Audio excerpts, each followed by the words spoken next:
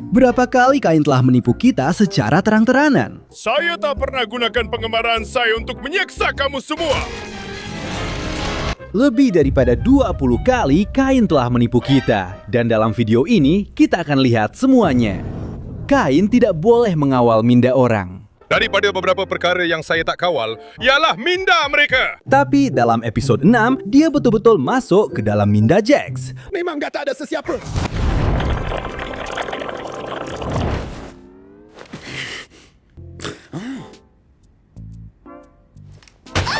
Dan jangan cakap pasal Pomni di dalam rumah agam tu. Pomni! Pomni!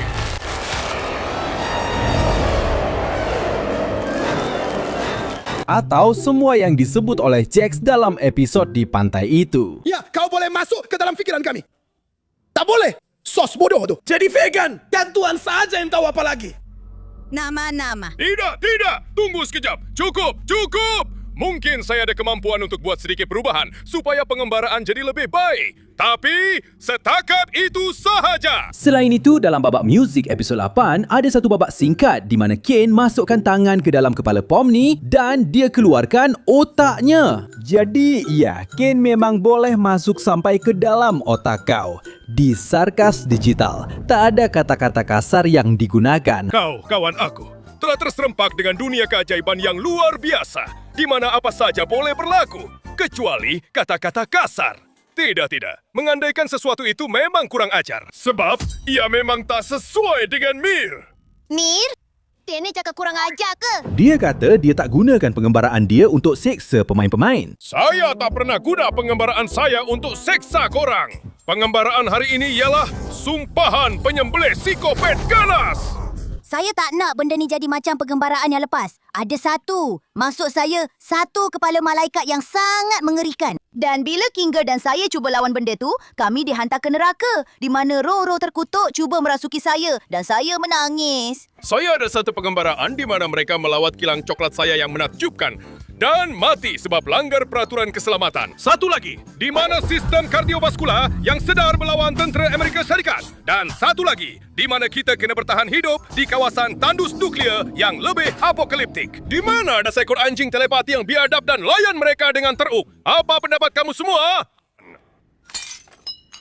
Entahlah, dalam semua cerita tu, ada benda-benda buruk yang berlaku. Saya tak boleh cerita satu kisah kalau tak ada benda buruk berlaku. Kain selalu kacau saya kat situ. Dan bila saya tak jawab, dia mula nyanyi lagu Daisy Bell depan pintu saya. Dia buat saya takut. Beberapa hari kemudian, Selamat datang. Saya tak percaya kamu semua tak faham petunjuk yang saya bagi. Sebenarnya, ia agak jelas. Kamu semua ni apa? Bodoh ke?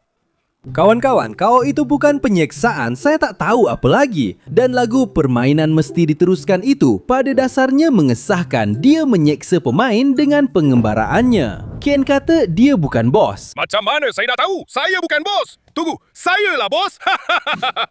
Kain kata kecerdasan buatan tak sepatutnya dibiarkan beroperasi terlalu lama. Marilah. Kotak mainan tuna saya biarkan kecerdasan buatan lain berkeliaran untuk tempoh masa yang lama. Mencicika. Saya tahu kamu semua suka watak bukan pemain. Tapi kalau saya mula lupa siapa manusia dan siapa watak bukan pemain, siapa tahu apa yang boleh berlaku. Beberapa minit kemudian, Dia mencipta Abel, satu kecerdasan buatan yang sangat maju sehingga mampu menyamar sebagai manusia dan menipu seluruh Sarkas itu. Ken, kalau kau begitu risau tentang kecerdasan maju, kenapa kau masih mahu programkan minda-minda hebat? Dia ada mata yang nampak segala-galanya. Kita akan tinggal di sini, di mana aku boleh pastikan ratusan mataku yang nampak segala-galanya sentiasa memerhatikan kau. Ya, betul. Tapi semua mata itu perlukan kanta pembesar. Tapi, macam mana pula dalam episod 1, dia langsung tak tahu di mana Pomni berada sehinggalah Wacky Watch dia berbunyi. Dan lagi, dia pun tak tahu di mana Kingar dalam episod 8.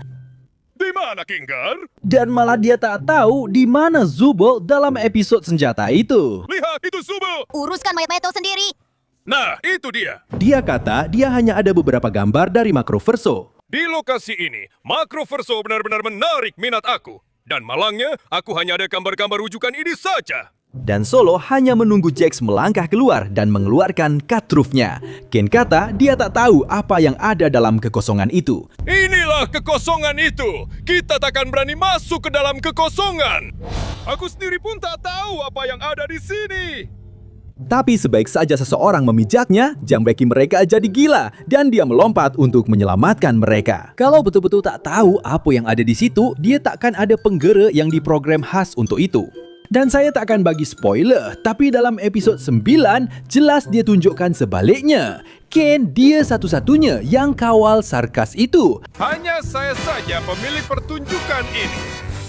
Sayalah pemilik pertunjukan ini. Salah kawan-kawan, kita tahu ini hanyalah satu lagi penipuan untuk terus mengawal keadaan.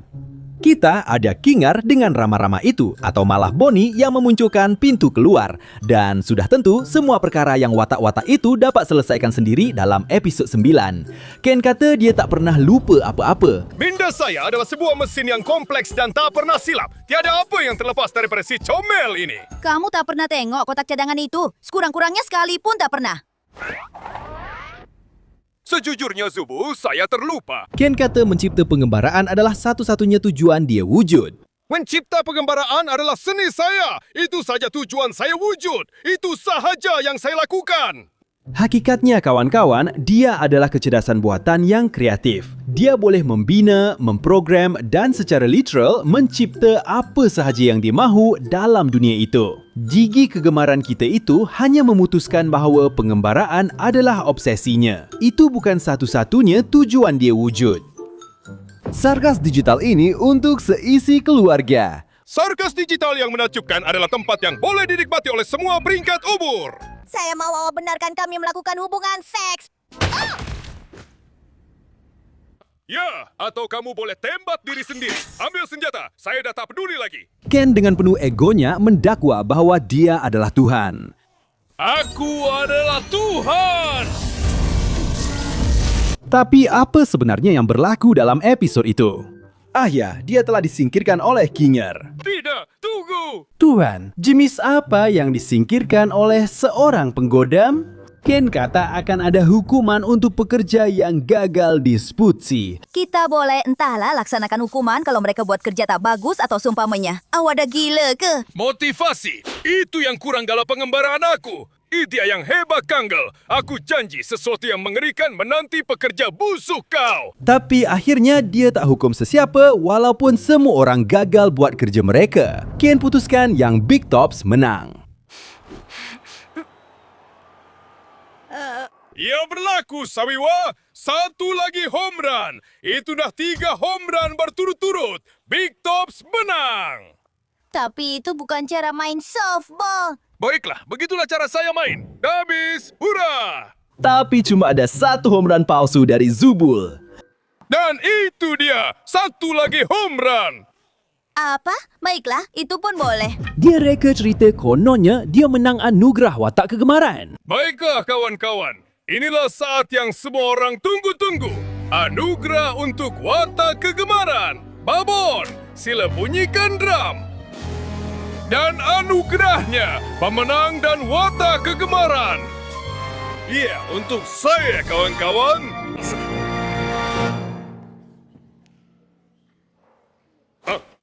Tidak, maaf. Saya tersilap baca. Ya, untuk saya.